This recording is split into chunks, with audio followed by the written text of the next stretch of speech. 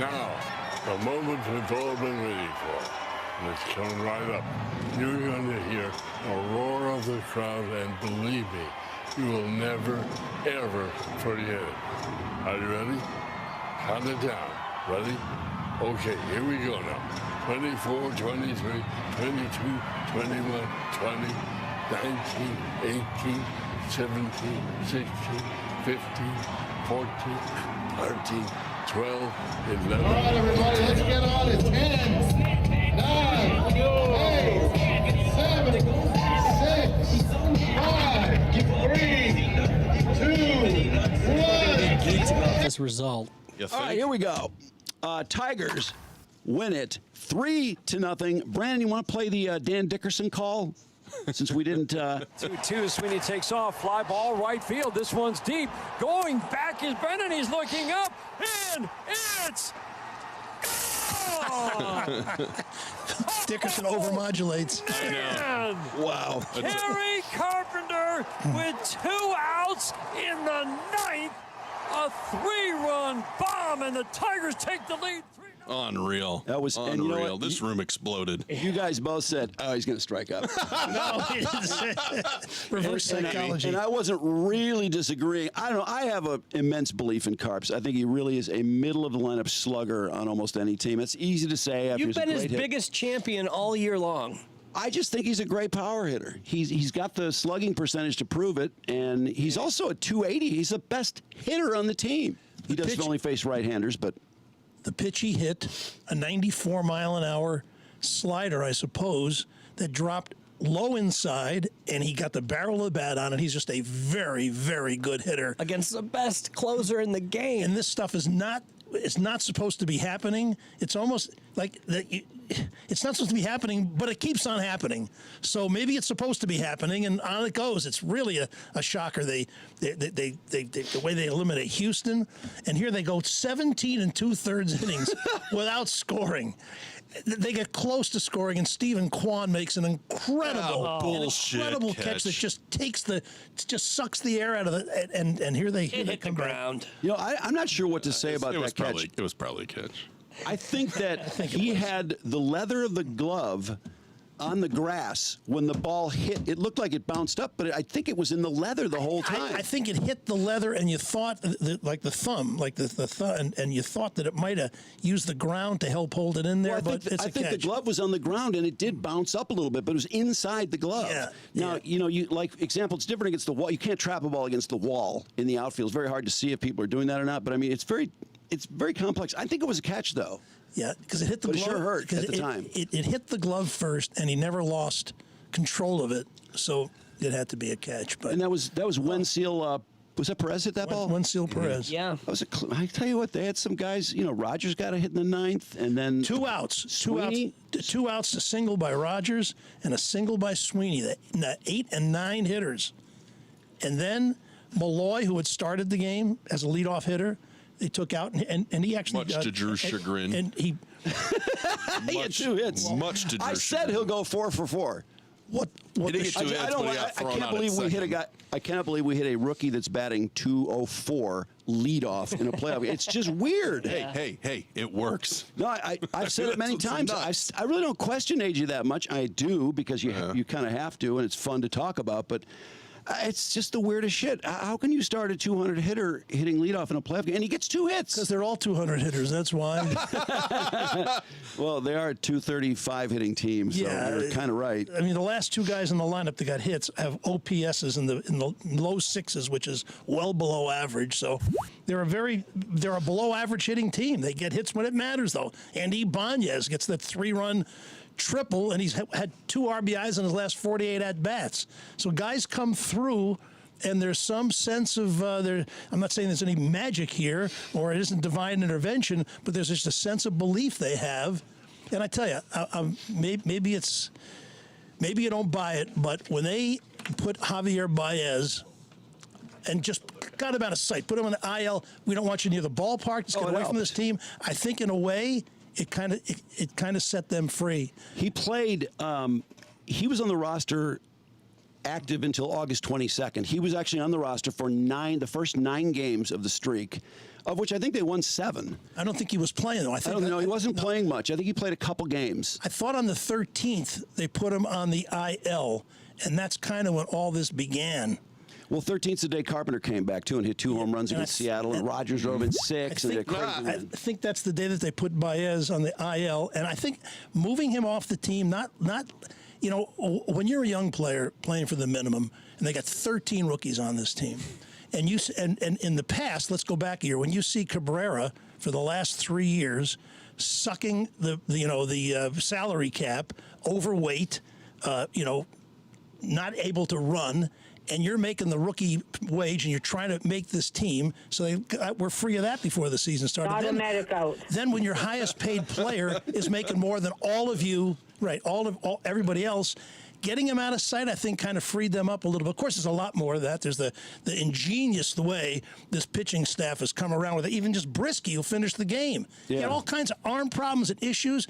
They've turned these guys somehow into successful 100-mile-an-hour throwing pitchers, and it's been remarkable. Can someone explain to me how that last pitch was a strike? It wasn't a strike. Pitch, oh my God, the ball was way low, but who cares? They weren't going to come back. We're not going to score 3 runs. There was just something about the game that you felt wasn't going to work out. Matthew Boyd pitches. He's thrown, he's a soft tosser, an experienced pro, and he has moved the ball around well, and he does have a good changeup, but he escaped inning after inning. Skubal, 2 double plays, end innings in the 5th and 6th that were huge, and you get to the 9th inning, and then Quan makes that catch, and then Parker saves a run in the bottom of the 8th.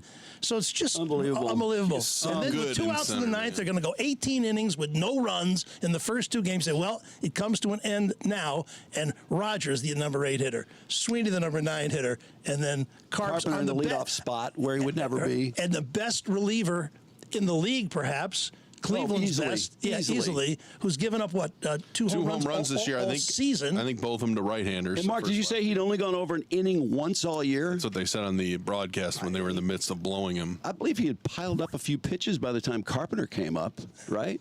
Wasn't he over 20 pitches? Yeah, I think it was pitch number 24 that Carps hit out. I think. That shouldn't be too many. But when you're throwing 100 miles an hour, if you're not used to it, his changeup is 92. That's insane. I want to go back to Boyd for a second. What was that pitch that he hit out? It said slider 94, but it didn't move much. It did. No, it didn't move dropped much. A little, but it dropped right onto his bat. And in the right. And it was the inner part of the plate. And Carps knew that thing was gone. He dropped the bat immediately. That was when I got excited. I love when that happens on the road and the place just goes dead silent. That's pretty damn cool. And now they're coming home. And I swear every message in the chat is about people blowing loads. I think it was Kirk Robert asked who was more Rock, Drew, or Teebs, and then he said, "What's 5/8 plus 5/8?" Oh, come on! And there's nobody's 5/8 in that group. And by the way, Teebs is younger than me. Who's hotter, you or Teebs? I will say Teebs is harder because he's younger. Because he's always hard. But I want to go back to the starter, Boyd. I thought this is over-managing. I know it worked out, but why would you start him? He's thrown 39 innings all year. Listen, he had Tommy John surgery last July. He came back July 27th, a year later, and he's pitched very, very well. I looked him up for the last 5 games. What did I have here? He gave up let's see. He's not in the rotation, though.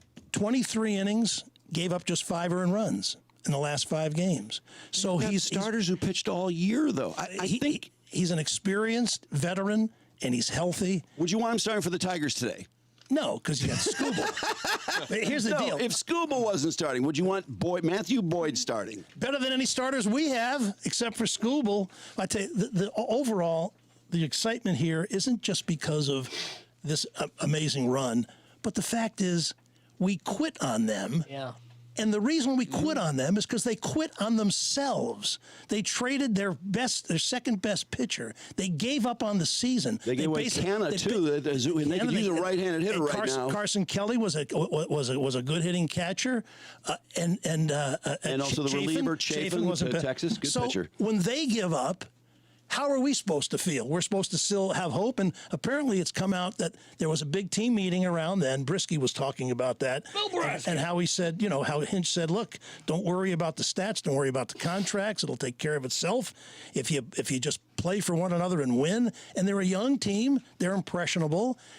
Hinch has got the reputation, the credentials, and they fell in. They started winning. They pushed Baez out, so they're all young guys playing with house money, as they say. And it's how does Baez feel watching these games from his couch right now? I think he's felt terrible. I think he's fine. He's sleeping on a pile of money. Well, I got to tell you, I can't picture this. I know people think I'm crazy, but if your OPS is 500 and your batting average is 180, I would feel like an asshole being in a lineup on a Major League Baseball team, a team that's trying to grow and build. Nobody's just an albatross. Like Cabrera's been an albatross the last couple of years. What was? But you see, great. He got these great career numbers. But what did he do for this team? I think Cabrera kind of disrespected the game. He got fat and he got slow. And he didn't play hard till the finish. There's no suspicion that Baez hasn't tried his best. He's just lost it. It's not because he's was slacking or not trying. No, I think he was playing hard. I think he makes great defensive plays. He's a good base runner. But I would be humiliated to be hitting 180 and starting on a team that's trying to get young and grow. Nothing to take. His 516 OPS is 100 points lower than all the bad hitters on the Tigers team right now. They're at least in the low sixes. It's one of the historically worst offensive seasons in history. And that's why he had to go. And he doesn't have power either. And to think he made $25 million this year, which is more than this entire lineup. They still owe him 75, I think, don't they? Well, I think 50 after the season. Okay. But whatever. Well, I know Mike Ilitch is a big believer in stars, and this team isn't really about stars. Chris Ilitch. Chris Ilitch is not about stars. Yeah, Mike Ilitch was about stars. Yeah. I mean, he signed Maglio. He signed Ivan Rodriguez. He signed all those great hockey guys. Prince Fielder. But, we were counting on Skubal today, and we had a right to count him, and man, did he come through. He was terrific. Yeah. My God, that third inning, the 3 strikeouts, just some nasty pitches, and then he got out of a couple jams, and I thought he would pitch the 8th. I really did. Yeah. I didn't mind taking him out, but I tweeted this out. Will a pitcher for the Tigers ever throw over 100 pitches again? If he can't do it today, in the 8th inning of a 0-0 game, will it ever happen again? I don't know. That's a good question. But the point is, since he didn't throw 100, 4 days rest will be available for Game 5 on Saturday. So they come back now tied at 1. They got to win 1 out of 2 here in Detroit. That game doesn't matter. It's Tigers in 4. Then they got to win both here. But it would be nice if they could win 2 at home. They could do that. I mean, that crowd is going to be nuts, absolutely insane on Wednesday. Can you imagine that? Yeah. And Cleveland will have to throw right, so CARPS will be in the lineup. But what I was going to say was that today they did what stars they have, which is Skubal, Green, and Carpenter. Skubal and Carpenter won the game today. Yeah. I mean, you need guys to step up because nobody else was doing it. Well, nobody. Torkelson. But still, I don't know what to do with Torkelson. But Parker made a great. Parker Meadows made a great catch. Sweeney started 2 6-4-3 double plays to end innings and had a base hit. So they did with the Carpenter bat. So what you're saying is that none of it makes sense because they're too young. They're too inexperienced. They're too underpaid. No, I think they're dumb enough to believe it, though. They're too outmanned in starting pitching.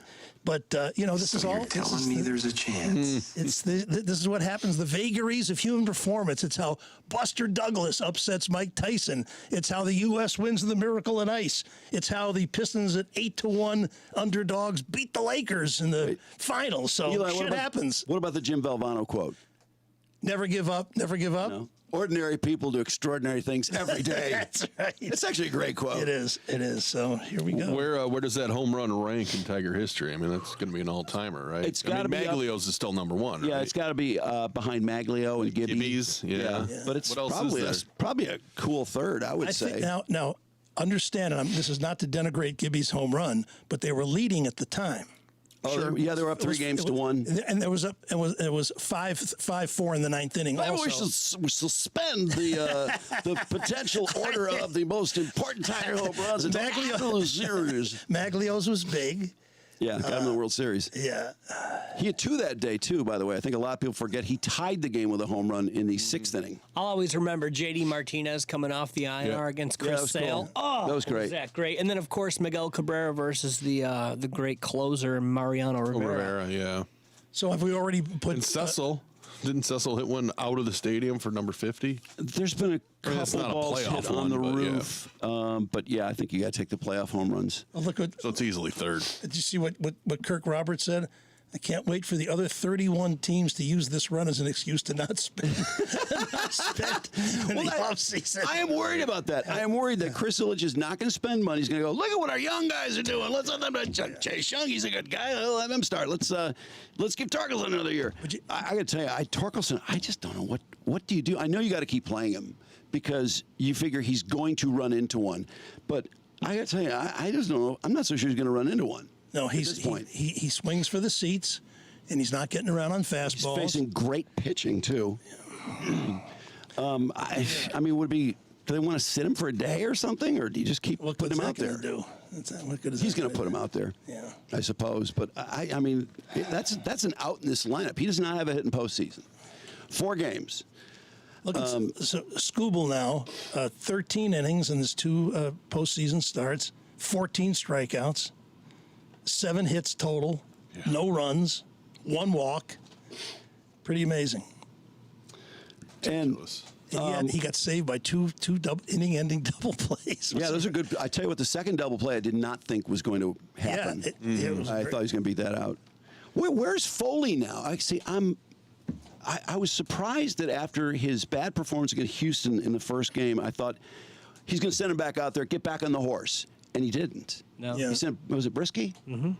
So today, no Foley. Is Foley, is he really? I think between Foley, Vest, and Tyler Holton and Brisky, you've got 4 guys who could be your closer. They've all been used in the 9th But inning. Foley was the closer for a couple months and was pitching very well. The bulk and of the honestly, season. You know, he had a bad performance towards the end of the season, but he had a few good performances after that. And then he had 1 bad performance against Houston, and we've not seen him in 3 games. Are you guys surprised? He led the team with 28 saves this year. So. Yeah, I mean, he was a closer for a significant period of time. Unless he maybe hurt, maybe he's got a blister, who knows. But, well, I would think we'd know that. I mean, it just feels like maybe some confidence is lost, or he feels better about Vest and Brisky. I love Brisky; has been unbelievable. I have total confidence in Brisky. And Vest was pretty vicious today too. You know, another turnaround is that there was talk around the league, I suppose, mid-season that A.J. Hinch might even be on the firing block because the young team wasn't performing as it should, and now he's like a creative genius. And I tell you, he hired Chris Fetter after when he came here, and that was a very smart move to change the whole pitching format for this team or profile. And then I guess you got to give Al Avila some credit because he changed the analytics department before he left in 21. He also drafted a bunch of the better players in this group. A job. He drafted Riley Green. He drafted Carpenter. He drafted Skubal. He drafted a bunch of these guys. He also drafted Torkelson and Mize, and they have not worked out very well. That has got to be one of the great fails of modern drafting in professional sports. Which one? 2 number one picks in 3 years, and look at the production. And, going back to Torkelson, I talked to my friend Kirk Gibson. He's a good friend of mine. In fact, his son is in the chat. I talked to my good friend Kirk Gibson, and one thing Gibby says is he hit 31 home runs last year. He's done it. Yeah. How can you just give up on him? And I agree in a sense, but God, he just is. If he could just get to like 240 or 250, but he hasn't done that. He's still really young. What is he, 23 or 20? Yeah, but the number 1 pick, like you said, 2 out of 3 years. Do you know who the number 1 pick was in between Casey Mize and Spencer Torkelson? Was it Witt? It was Adley Rutschman, the star catcher for the Baltimore Orioles. I think Witt who's got a huge Is he on your fantasy team? No, I wish he was. That was not serious. Do not ever answer that question again if I ask it. I'm kidding. Okay, Spencer Torkelson. Let me see. I think he's 25 now, I believe. He did go to college for 4 years, I think. Played 3 years at Arizona State. He started, and then he spent 2 full years in the minor leagues with the Tigers. The hell? He's a pretty good fielder. He's okay. First baseman. Nothing special. I mean, his WAR is negative, which, Okay, Torkelson. I he's think 25 years old. He just turned 25 in August. He's the same age as Jack Tuttle. Oh, no. Are we going there? Tuttle's going to be 26 before the school year ends. Riley Green and Parker Meadows are younger than Spencer Torkelson. Yeah. Carpenter's a year older. 25. I'm surprised. I mean, to have to send him down blew my mind this year. I just could never have seen that coming. The whole stat, though, with 13 rookies and a playoff payroll of $19 million is just amazing. They average about $700,000 a man, which is basically rookie wages. So.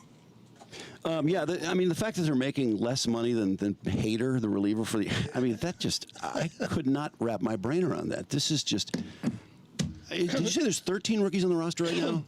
Because I thought it was 11. 13. I think there's 13 rookies. Okay. I think they're destined to go against the Yankees in a battle of the payrolls for the ALDS. That would be a great matchup. I mean, honestly, if this Tiger team wins this series, and I've noticed that a lot more people are paying attention. Like among my friends who are around the country, a lot more of them are texting like, "Oh my God, that team."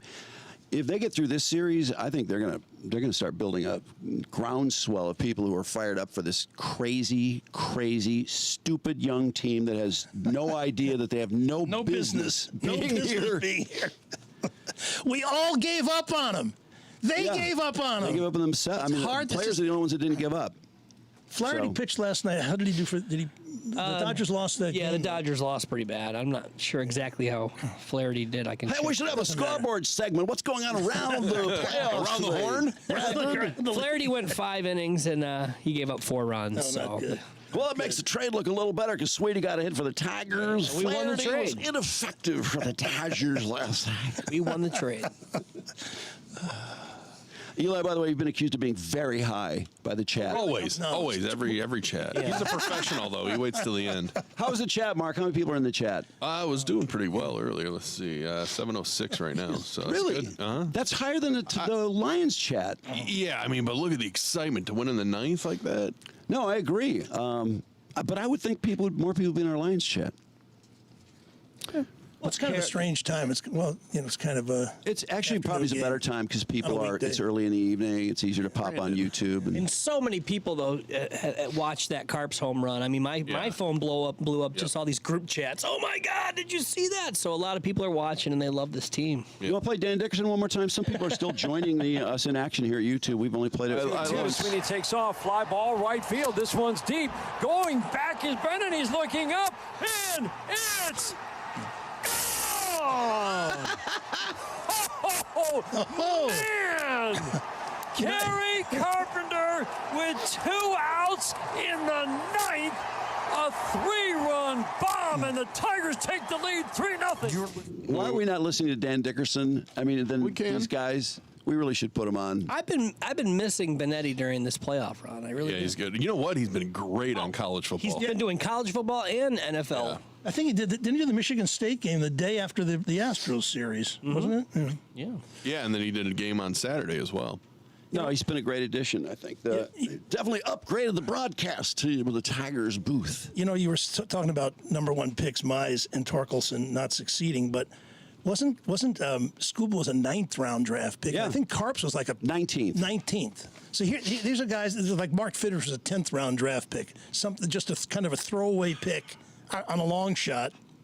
I know. Look what happened. It's pretty weird. Crazy game. Do we have any more sports news today? Because we really, we're not going to really hit on sports in the second part of the show. Eli's got a whole list of them. I got a whole bunch of stuff. A lot of stuff for you. You know, you got. As in the description of the YouTube channel.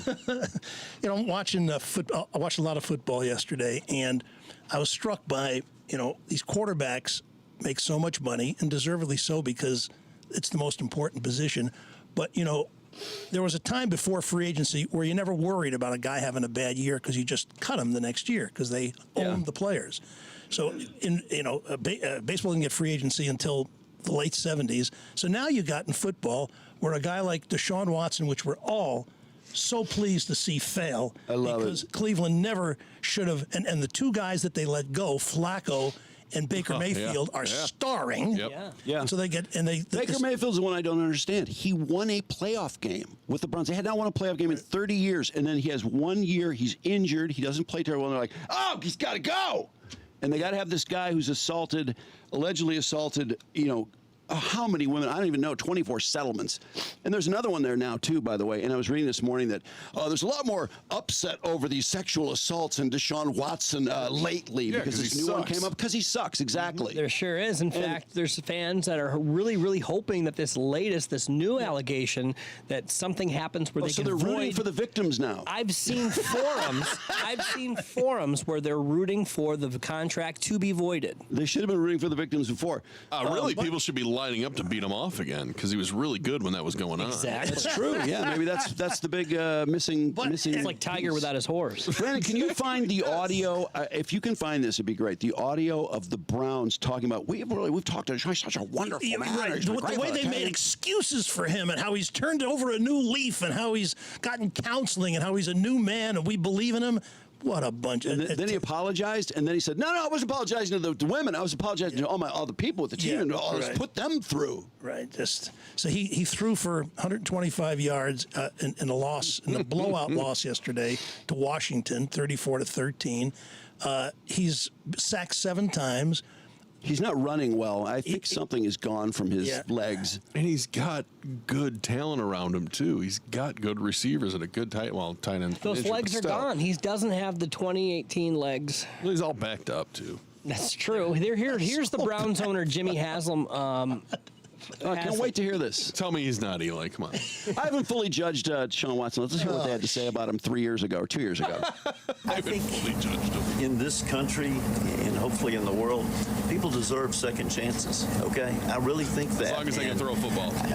More like struggle a little bit. Is he never supposed to play again? Is he never supposed to be part of society? Does he get no chance to rehabilitate himself? Right. And he hasn't rehabilitated himself. He didn't do anything wrong. Okay? And you can say, well, that's because he's a star quarterback. Well, of course. But if he was Joe Smith, he wouldn't be on the headlines every day. So we think people deserve a second chance. We gave Kareem Hunt a second chance, okay? And that's worked out pretty well, okay? We're hoping this will work out, and we have strong belief it will. That doesn't mean we don't have empathy for people affected, and we will continue to do so. We strongly believe people deserve a second chance. Next thing I want to see this guy Haslam do is to pay him the $92 million it's going to cost if they cut him before June 1st, and then the $173 million salary cap hit they'll take. They're sticking with him for now. That's what they deserve. It's not a second chance, by the way, when there's 24 people who are involved that you are making settlements with. And there are many more complaints. That's not a second chance. The other one. And he's wrong, too. If some random Joe Smith were to do that to 45 women. That's what Keel says. He got a fucking job. He says, does Joe Smith force himself on women? Right. He'd get a second chance in jail, and it'd be him taking it. Anyway, Trevor Lawrence is another one. Now, he's a good guy. He lost the last 5 starts he had last year.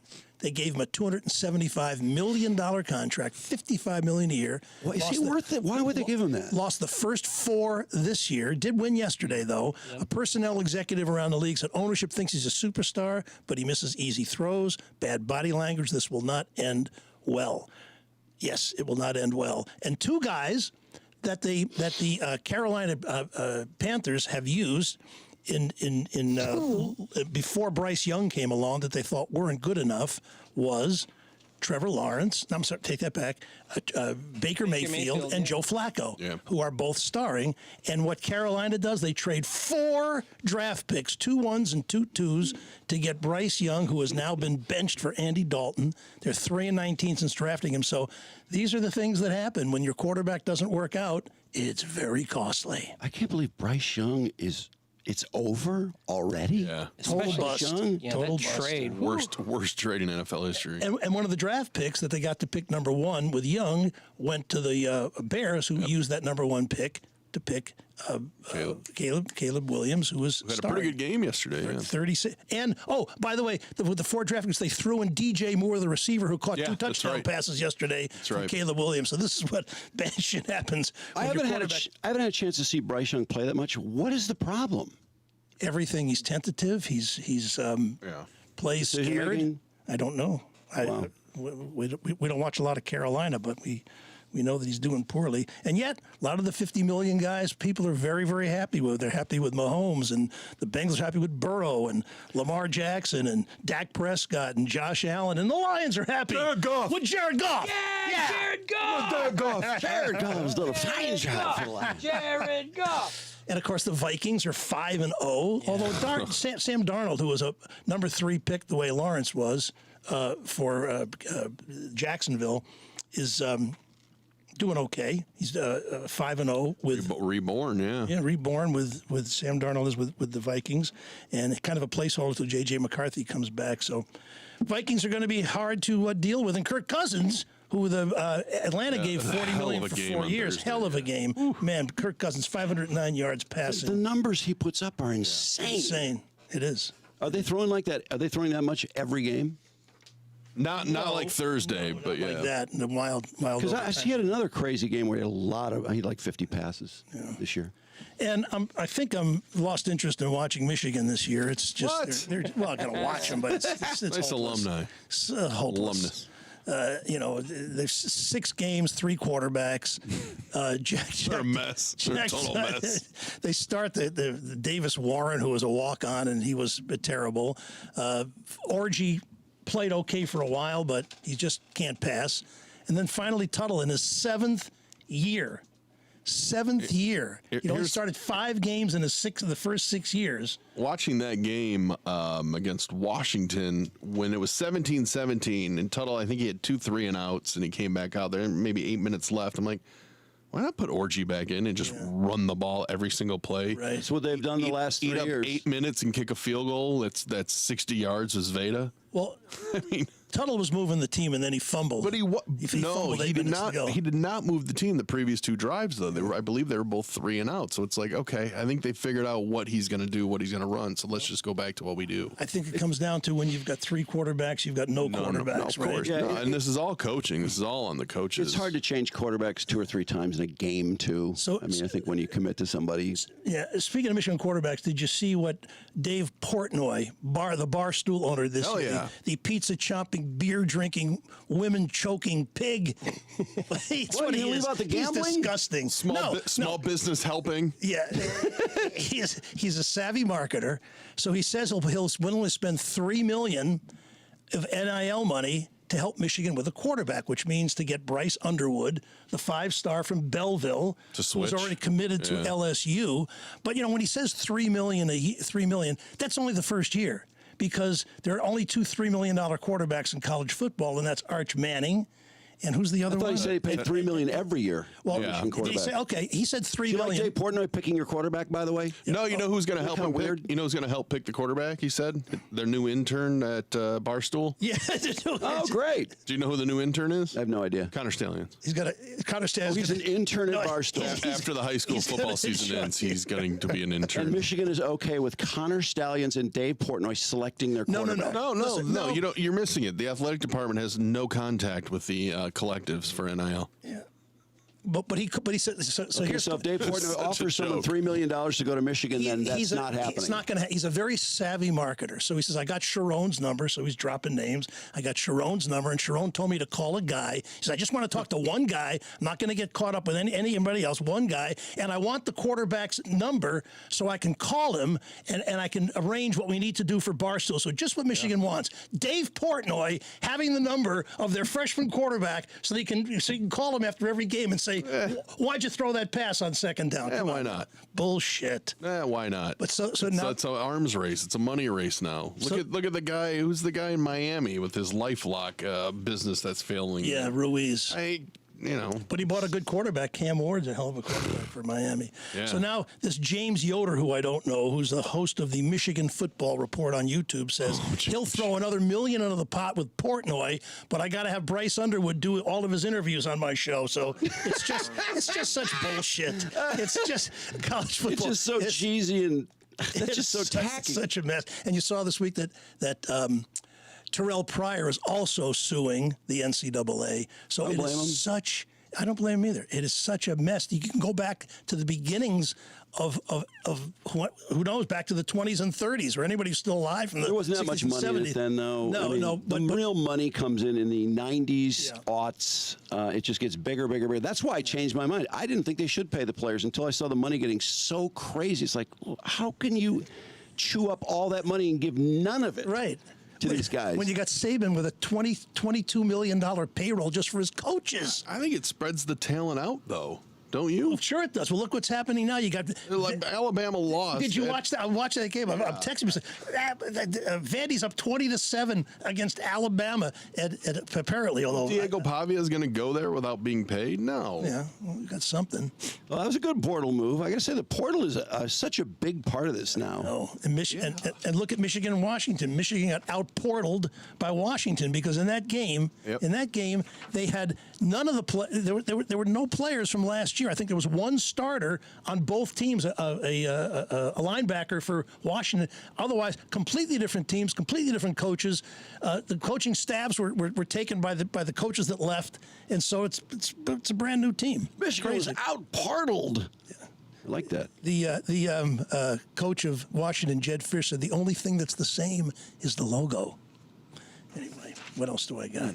The Ohtani ball. There's another lawsuit for the Ohtani ball. A new one? Oh, yes. Those guys that fought over it, you mean? By the way, it's in this auction house, and it's up to almost $2 million on the ball. But a guy named Davidoff this week filed a suit against both the guy who has the ball and the first guy, Mattis, who claimed he had the ball. Come on. Because this guy says this guy says he had possession of the ball before either of them and only lost him when an unidentified fan jumped on him.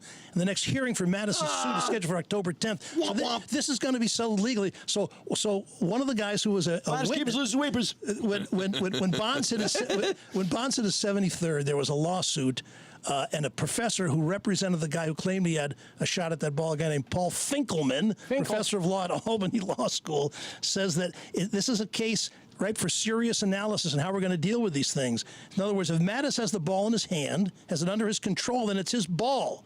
And so, yes, you can't take the ball from somebody who has control, but maybe the video like determining a catch. Show it. Wait, is this a law? Is this some kind of rule that's been created for collecting stray baseballs? There are rules. Like he uses. If someone has full possession, you can't take it from them. I think Kirk would appreciate this. If two people are hunting the same animal, the guy who shoots the animal and kills it is the owner, not the guy who may have tracked it for 2 hours beforehand and didn't shoot it. Wait, so the guy that threw the baseball is the owner? The guy that first had it in his hand is the owner of the ball. And if somebody stole it from him, but who knows? Let's see. And What a mess. It is. And, I guess the older I get, the more I see myself turning into Lewis Black, who I really love. But Lewis Black, he's just, everything pisses him off. Pretty cranky. So I'm watching. Pretty funny, too. I'm watching playoff baseball, not the Tiger game, but another one. And they come back from a break, and here you got the announcers. This is ESPN's owned by Disney, Mickey Mouse, just pushing gambling, hyping ESPN Bet, telling them what to do, telling them they've turned into a bunch of dope dealers. And just watching the end of the Tiger game, you got Bryson DeChambeau and Bill Belichick pitching some gambling site.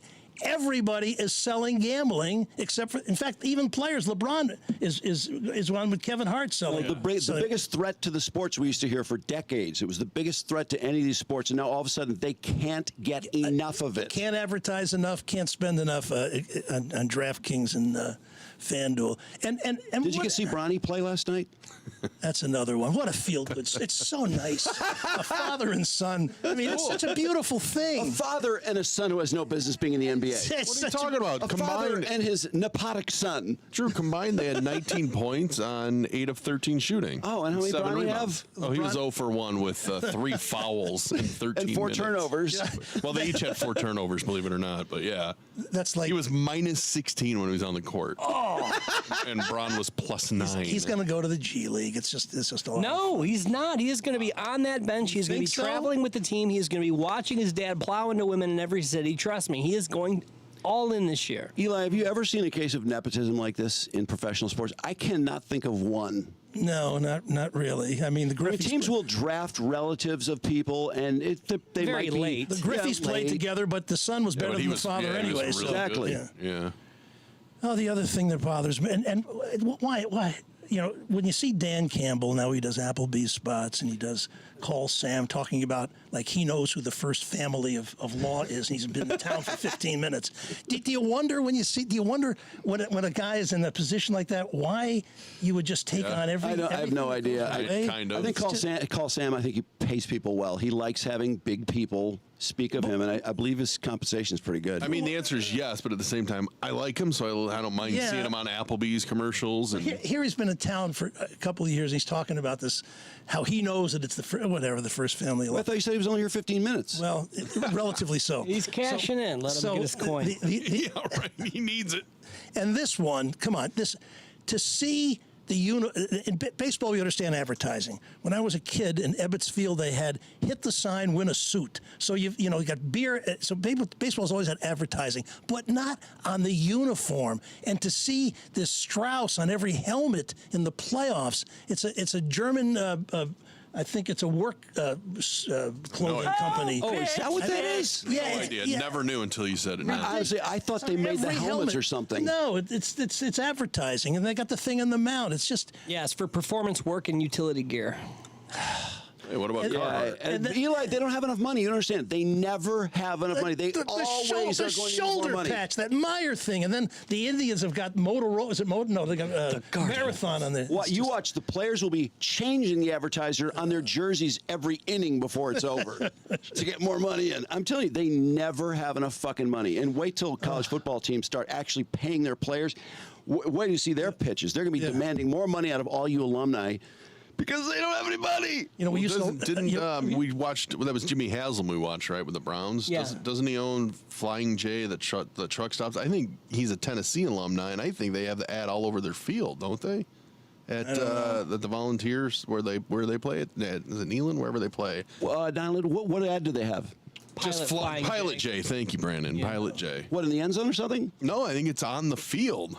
Oh, which you typically don't see in college sports. Who cares? I mean, I don't care. I mean, they've so breached. I mean, that has been so breached. It's just, I mean, they're whores. Face it. They're all whores. They don't care. Nobody cares. The players don't care. The owners don't care. The coaches don't care. They need the money. And you've been dying for ads at Michigan Stadium. We're just used to being No, I'm not dying for ads in Michigan. I don't care. I don't know why they care not to have them. And they just have to get more money from you. They have to charge more money for seats and tell people how broke they are all the time because they don't want to take money for ads.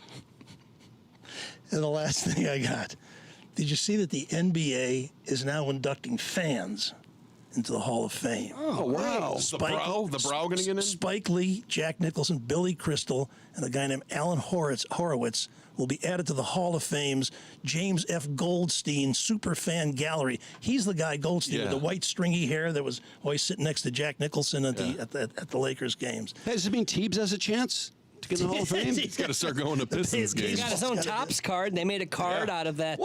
They made a baseball card out of the team photo, and Teebs is in the baseball card. Oh, okay. I thought he meant his own card. No. But I'll take that. The first two put into this fan Hall of Fame was Penny Marshall, who used to sit at the Clippers games. And when I used to work with the Pistons, we go to Toronto, and there was a guy with a turban sitting under the basket that was there every game, made a lot of noise, and seemed to know everybody on the team, and they all talked to him. He was the first one put in this Hall of Fame. His name is Nav Bhatia. He came to Toronto in '84 because there was an anti-Sikh, I guess, purge in India. And he became a car salesman, sold 130 cars one month, then bought the dealership, and he's been in every game. So he's an influencer too. Hall of Famer. Over 300,000 followers on Instagram. He's a big deal in the fandom. The NBA does attract. Who was that other fan that would swear at everybody? Robin Clipperdale. Yeah, Robin something in Washington. Yeah. Oh, that guy. That guy's what a nut. My there favorite. was someone just said it on the chat. Joe did. Robin Ficker? Yeah, Robin Fricker. Yeah. Oh, yeah. That guy was a pain in the ass, man. Asshole. At the Timberwolves, there was a guy. There's a guy used to sit across from the bench in the Timberwolves when Flip Saunders and them were coaching there, and I would go there with the Pistons, and he would wear a suit in the front row, roll up a program, and get down on a knee and coach. he would like scream at the players and coach. And I'm thinking, what a character coming to all 80 games and like really involved in the game. Like he's actually play acting and he's the coach. That's a massive commitment to go to every home game. Yeah. That's a huge commitment. I'm laughing because Derek on the chat said, when are they going to put John Green in the Hall of Fame? Oh, for throwing the cup at Ron Artest. Or started the Malice of the Palace. Yeah. Well, you know, I'm talking about hypesters, and here I am. It drives me crazy. I'm exposed to the same repetitive hypes every day, whether it's all we do is win, the Fiker jingle, or another call Sam, or a wall side window spot where you don't pay interest for 80 years. But I do the same thing on this show with Dr. Yaldo to the point where I start to drive myself a little crazy. So, yes, I'll just say it simply. He is the best, most experienced eye surgeon in Michigan. You can be done with glasses, contacts, and reading glasses. See better without them than you ever did with them. Bifocal lens implants will dial you in at all distances. You'll read that tiny type again. But I've been telling you that for years. So before you hit the 30 seconds forward key, let me remind you, these procedures are safe, pain-free, and quick. Just like this spot, go to yaldoeyecenter.com and get a free evaluation. Get out of here. Right. All right. We'll see you, chat. Time for Tubby bye-bye. Oh, yeah. Carps!